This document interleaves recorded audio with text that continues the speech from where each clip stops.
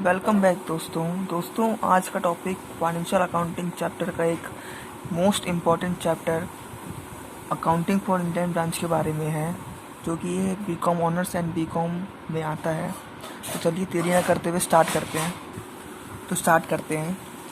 Basically जो भी हम बिज़नेस स्टार्ट करते हैं, चाहे वो जो भी स्टार्ट कर रहा हो, बिज़नेस को बढ़ाने के लिए वो कुछ ब्रांचेस बनाता है। लेट्स मैं मानता हूँ एक बिहार में बना लिया, यूपी में बना लिया, असम में बना लिया और गोवा में बना लिया। तो ये क्या हुए ब्रांचेस। और हमने बिज़नेस स्टार्ट किया था दिल्ली के अंदर, यानी ये हेड ऑफिस हुआ। ओके, तो होता क्या है कि ये ब्रांच जो हेड ऑफिस है, ये ब्रांचेस को हेल्प करती है कि बात तो उसी के हेड ऑफिस का पार्ट है, जो हेल्प करती है बिज़नेस को एक्सपेंड करने के लिए। अभी ब्रांचेज होती है वो भी ट्रांजेक्शन्स करती होंगी कैश में या फिर क्रेडिट में। कैश की बात तो कुछ और, कैश की बात पैसे लिया, गुड्स दिया, ख़त्म बात, ठीक है। लेकिन क्रेडिट की जो बात होती है, तो उधार में यानी जिससे पैसा में ब्रांच को पैसा लेना है, यानी अकाउंट की लैंग्वेज क्या बोलते हैं उसे, डेटर। ओके, तो डाटा से कितना पैसा हमने, डाटा को कितना पैसा दिया, डाटा से कितना पैसा लेना है, उसके बारे में बेसिकली यहाँ पे एनालाइज करती है। क्या करती है? एनालाइज करती है। ओके, बात आई इंलैंड ब्रांच के बारे में। बात आई तो ये हमारे दो पार्ट में डिवाइड है। एक तो है data system, second one is stock data system. Got it? और डाटा सिस्टम के बारे हमारे में दो अकाउंट्स बनते हैं। एक तो हो गया हमारे पास branch account and second one is branch debtor account. कौन सा अकाउंट? Branch debtor account. और स्टॉक डाटा सिस्टम के अंदर हमारे पास चार अकाउंट्स आते हैं। एक तो होता है branch stock account, branch adjustment account, branch P&L account, profit and loss account and branch debtor account. Okay, तो ये बेसिकली दो मेथड्स होते हैं क्वेश्चन करने के। बहुत सिंपल सी आपको बताऊंगा कैसे कैसे करना है। चलिए स्टार्ट करते हैं डाटा सिस्टम के बारे में। डाटा सिस्टम के बारे में बताया मैंने। डाटा सिस्टम में आपको पीछे बताया था कि दो अकाउंट होते हैं, एक ब्रांच अकाउंट बनता है, तो second one is branch debtor account. तो स्टार्ट करते हैं। ये ब्रांच अकाउंट का फॉर्मेट होता है, तो यहाँ पे debtor debit credit particular amount normally होता है, ठीक है। अब ब्रांच का बैलेंस पीडी होता है, स्टॉक में हुआ, डेटर का पैसा हुआ या पैटी कैश हुआ, छोटे मोटे खर्चे हुआ, तो वो यहाँ पे बैलेंस पीडी आता है, ठीक है। अब जो बैलेंस पीडी यहाँ पे होगा वही बैलेंस शीट यहाँ पर होगा, अमाउंट डिफर होगा खाली, ठीक है। ओके, अच्छा, अब हेड ऑफिस कंट्रोल करती है इनको। हेड ऑफिस ने ब्रांच से कुछ गुड्स भेजे, किस नाम से आएगा? गुड्स सेंड टू ब्रांच को गुड्स गया, यही वर्डिंग आएगी। और हेड ऑफिस ने ब्रांच को कुछ एक्सपेंसेस भेजे, उधर आ जाएगा, ठीक है। ब्रांच में कुछ ट्रांजेक्शन करती होगी। अब ब्रांच ट्रांजेक्शन करती है तो क्या होगा? पहले ब्रांच सेल किया, ब्रांच ने कुछ कैश में सेल किया, यहाँ पे आ गया, ठीक है। अब ब्रांच ने डेटर को कुछ पैसे दे रखे थे, अब डेटर से कुछ पैसा वापस आया, तो ये क्या आएगा? कैश रिसीव हुआ फ्रॉम, किससे? डेटर से। ओके, अब ब्रांच ने जो हेड ऑफिस था ब्रांच को गुड्स सेंड किए थे। अब उसमें से गुड्स कुछ डिफेक्टिव निकल गए, तो ब्रांच ने हेड ऑफिस को गुड्स वापस किया, तो किस नाम से आएगा? रिटर्न किया हेड ऑफिस को।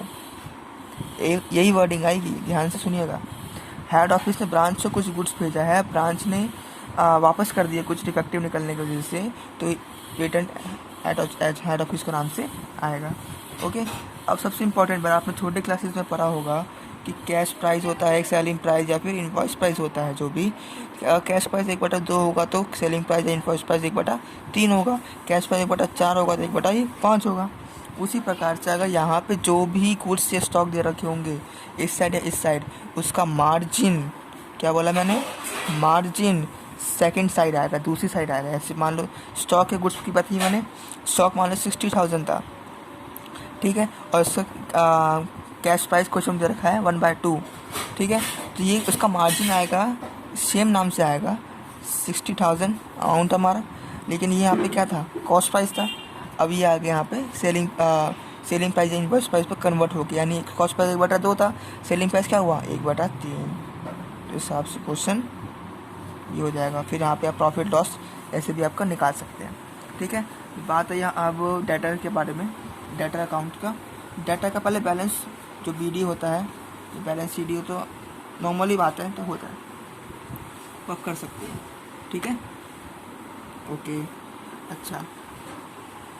अब डाटा के जो बस गुड्स आए थे, जो ब्रांच से भेजे थे, उधार में आए थे, किस नाम से आएगा, क्रेडिट में आए थे, जो कि सेल किया था ब्रांच ने, आप आ जाएगा, ठीक है। अब ब्रांच ने कैश पेमेंट की थी, ब्रांच को की थी ना, कैश पेमेंट की, तो यहाँ पे इसमें कैश से आ जाएगा, ठीक है। अब डाटा ने कुछ डिस्काउंट करा लिया, बैड डेट्स करा लिए, ठीक है।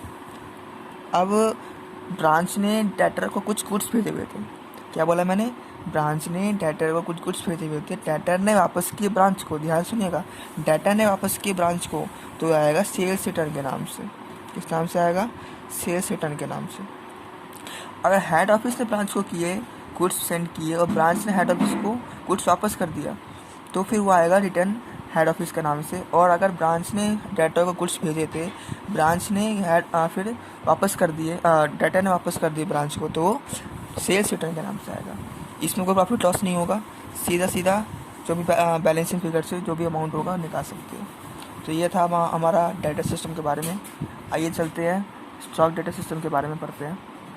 स्टॉक डाटा सिस्टम के बारे में पढ़ रहे थे हम, तो मैंने बताया था पीछे कि इसमें 4 अकाउंट्स बनते हैं, तो branch stock account, branch adjustment account, branch profit and loss account and branch debtor account. Okay, तो ब्रांच स्टॉक अकाउंट की बात आई।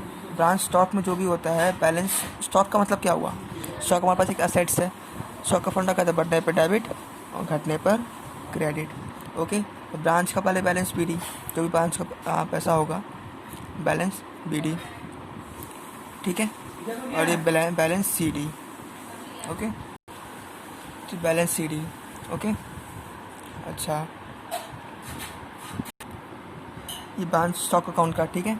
तो इसके अंदर स्टॉक है, ब्रांच को हेड ऑफिस को स्टॉक भेजा होगा, गुड्स भेजा होगा, गुड्स सेंड टू ब्रांच को कुछ गुड्स भेजा होगा।